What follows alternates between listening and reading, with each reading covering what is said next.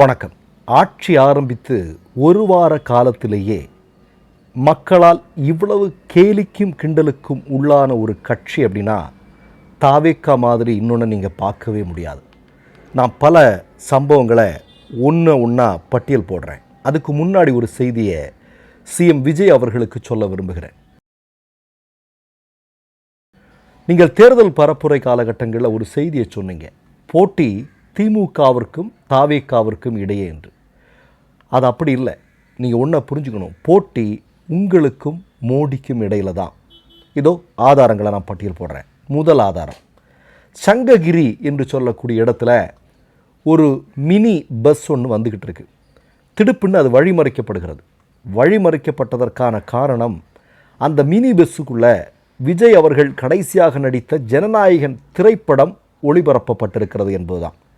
இப்போ நிப்பாட்டி தாவேக்கா காரங்கள்லாம் கட்சிக்காரங்கள்லாம் உடனே அந்த பஸ்ஸை சூழ்ந்து என்னடா பண்ணுற, 500 கோடி ரூபா செலவு பண்ணி படம் எடுத்திருக்கிறான், நீ எப்படா நீ இதெல்லாம் பண்ணுவேன், நீ இது சரியாடா, இது தேட்டர்லேயே வரலையே இந்த படம், அப்படி இப்படின்னு பயங்கரமாக கத்தி ஒரு பெரும் கூட்டம் அந்த பஸ்ஸை வந்து சூழ்ந்துட்டாங்க. இப்போ பஸ்ஸில் இருந்து பஸ்ஸுக்கு உள்ளே ட்ராவல் பண்ணவங்களும் அந்த பஸ்ஸினுடைய ஓட்டுநரும் நடத்துனரும் உரிமையாளர் எல்லோரும் அந்த இடத்துக்கு வந்துட்டாங்க. எல்லோரும் வந்து உடனே இவங்கள்ட்ட பேசுகிறாங்க. பேசும்போது கடைசியில் கிளைமேக்ஸ் தான் ரொம்ப ரொம்ப சுவாரஸ்யமானது. என்ன சொல்கிறாங்கன்னா, இந்த ஜனநாயகன் படம் பார்த்துட்டு வந்த மினி பஸ்ஸும் அந்த பார்வையாளர்களும் அந்த நடத்துனரில் பெரும்பாலானவர்கள் யார் அப்படின்னா, நாங்கள் தான் பாஸ், தாவேக்கா கட்சியை சார்ந்தவங்க தான் நாங்களும், ஏன் பாஸ் எங்கள் கூட எல்லாம் பிரச்சனை பண்ணுறீங்க அப்படின்னு. அதாவது நீங்கள் நல்லா கேட்டுங்க, ஒரு மினி பஸ் வருது, அதுக்குள்ளே ஜனநாயகன் படம் ஓடுது, உள்ளே இருந்து பார்த்தவன், அதை ஓட்டிகிட்டு வந்தவன், அதை நடத்திட்டு வந்தவன், அதனுடைய ஓனர் உட்பட எல்லாருமே தாவேக்கா ஃபேன்ஸ். இதை வழிமறித்து 500 கோடி ரூபா செலவு பண்ணி ஒரு படம் பண்ணியிருக்கான், தேட்டருக்கே வரல, நீ இதை பண்ணுறியான்னு கேட்டவனும் தாவேக்கா. ரெண்டுமே தாவேக்கா தான். சரியா? இது சம்பவம் ஒன்று. ரெண்டாவது சம்பவத்தை நான் சொல்கிறேன் உங்களுக்கு. அதாவது சரவணன் அப்படின்னு சொல்லக்கூடிய ஒரு தாவேக்காவினுடைய எம்எல்ஏ இப்போ 2 தினங்களுக்கு முன்பு ஒரு இடத்துல தீ பெரிய அளவில் பற்றிக்கிச்சு. மனிதர்கள் யாரும் நடமாட்டம் இல்லாத பகுதி.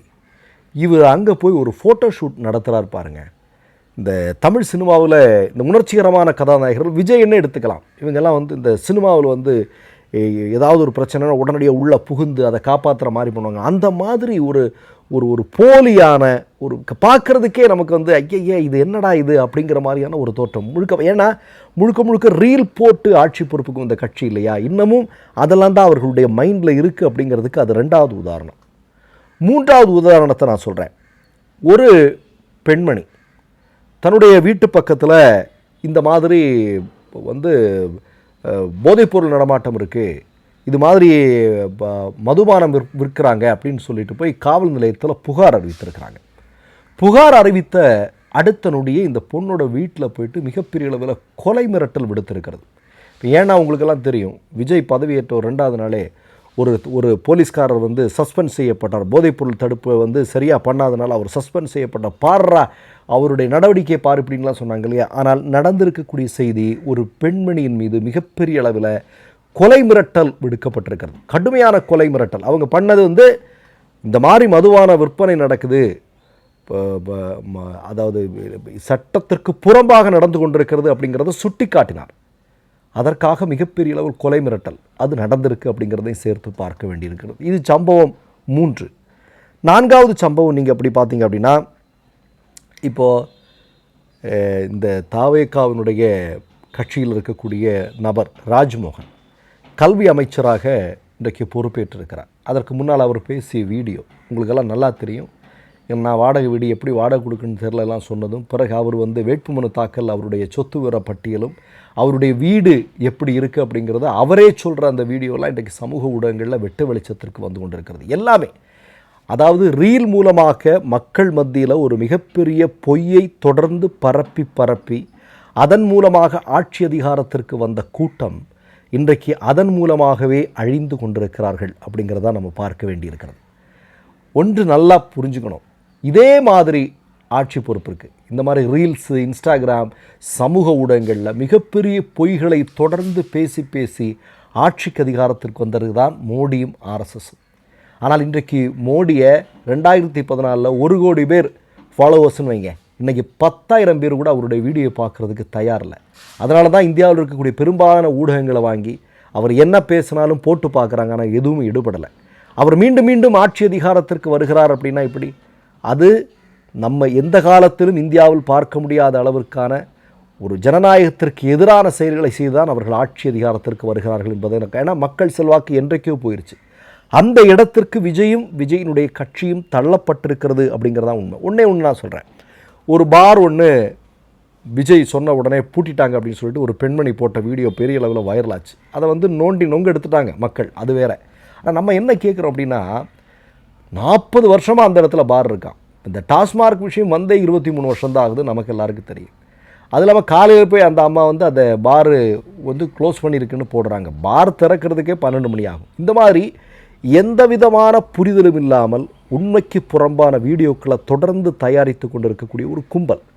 அந்த கும்பலுடைய ஆசையோடு இவர்கள் வந்து ஆட்சி பொறுப்பில் இருக்கிறார்கள். ஆனால் இன்றைக்கு அந்த கும்பல் செய்து கொண்டிருக்கக்கூடிய வேலையே இவர்களுக்கு எதிராக மாறி இருக்கிறது அப்படிங்கிறது தான் நம்ம கண்கூடாக பார்க்கிறோம்.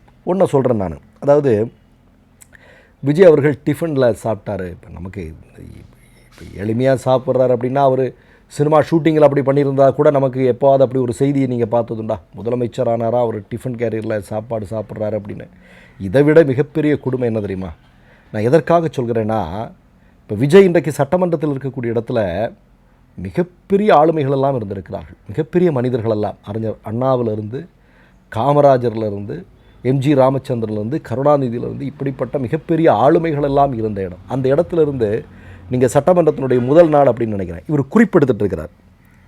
இந்த பிஆர் ஒர்க் அப்படிங்கிறது இருக்கு இல்லையா, யாரோ ஒரு, அதாவது நீங்கள் எப்படி உட்கார்ந்துருக்கணும், எப்படி பார்க்கணும், எப்படி எழுதணும், இதெல்லாம் வந்து தமிழ்நாட்டு மக்கள் வந்து உண்மையிலே அதை வெகு விரைவில் தூக்கி அதை குப்பையில் போட்டுருவாங்க. ஏன்னா இந்த மாதிரியான செயல்களெல்லாம் ஒருபோதும் மக்கள் மத்தியில் எடுபட போகிறதில்லை. ஏன்னா மக்கள் இனி என்ன பார்ப்பாங்க? 2500 எனக்கு வருதா, 25 லட்சம் இன்சூரன்ஸ், 4000 ரூபா படித்த பட்டதாரிக்கு, 6 சிலிண்டர், இதெல்லாம் தான் மக்கள் பார்ப்பாங்க. இன்றைக்கி சமூக ஊடகங்களில் கூட விஜய் அவர்களை கிண்டல் பண்ணி பல மக்கள் பேசி கொண்டிருக்கிறார்கள். என்ன, இப்போ 2500 ரூபா தாவே காவலருக்கு வேண்டாமல் இருக்கலாம், 6 சிலிண்டர் வேண்டாமல் இருக்கலாம், ஆனால் எங்கள் வரிப்பணத்தில் ஆட்சி நடத்தி கொண்டிருக்கக்கூடிய உங்களிடம் எங்களுக்கு கொடுத்து விடுங்கள். தாவேக்காரனுக்கு நீங்கள் கொடுக்காம இருக்கிறது உங்கள் விருப்பம், ஆனால் எங்களுக்கு நீங்கள் கண்டிப்பாக கொடுத்துத்தான் ஆக வேண்டும் என்று சொல்லக்கூடிய காட்சியெல்லாம் நம்ம பார்க்குறோம். அப்போ நான் என்ன கேட்குறேன்னா, இதே சேம் தான் மோடி அவர்களும் செய்திருக்கிறார் கடந்த 10 வருடங்களாக. அதனுடைய ஒரு பதிப்பு. ஏன்னா ஆர்எஸ்எஸ்னுடைய நேரடி ஆட்சி அவர்கள் வந்து தமிழ்நாட்டிற்கு வராதனால அந்த ஆட்சி எப்படி இருக்கும் அப்படிங்கிறது நமக்கு தெரியல. அது விஜய் மூலமாக இங்கே அமல்படுத்தப்பட்டு கொண்டிருக்கிறது. விஜய் என்று சொல்லக்கூடிய நபர், அவருடைய ஆட்சி நிர்வாகம்ங்கிறது மோடியினுடைய நிர்வாகத்திற்கு ஒப்பாக இருக்கிறது. 2 பேருமே வடை சுடுவதில் வல்லவர்களாக இருக்கிறார்கள். பத்திரிகையாளர்களை இவர்கள் சந்திப்பதில்லை. இப்படிங்கிற பல ஒற்றுமைகள் இவர்களுக்கு இருக்கிறது. போதாக்குறைக்கு அவர் ஏழை தாயின் மகன் என்று சொல்வார். இவரும் தன்னை அப்படியே அப்படி நான் பதவியேற்கிற முதல் நாளை நான் ஒன்றும் கோல்டன் ஸ்பூனோட பிறந்தவன் இல்லை அப்படி இப்படிங்கிற மாதிரி டயலாக் இதெல்லாம் சொல்லி 2 பேருக்கும் ஒரு மிகப்பெரிய ஒற்றுமை இருக்கிறது. ஒன்றியத்தில் மோடி ஆட்சி, அதற்கு ஒப்பான ஒரு ஆட்சியை தமிழ்நாட்டில் விஜயம் செய்து கொண்டு வருகிறார் என்பதுதான் இன்றைக்கு மக்கள் பார்த்து கொண்டிருக்கக்கூடிய காட்சியாக இருக்கிறது. மற்றொரு நிகழ்வில் சந்திப்போம். நன்றி, வணக்கம். 3 யூடியூப் சேனல்கள் வியாபாரத்திற்கு இருக்கிறது. தேவைப்படுபவர்கள் இந்த எண்ணுக்கு தொடர்பு கொள்ளுங்கள்.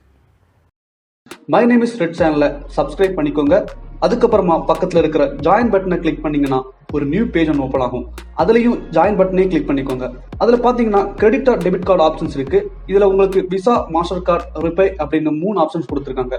அதில் நீங்கள் எந்த கார்டு சூஸ் பண்ணுறீங்களோ அந்த கார்டோட நம்பர் என்டர் பண்ணிக்கோங்க.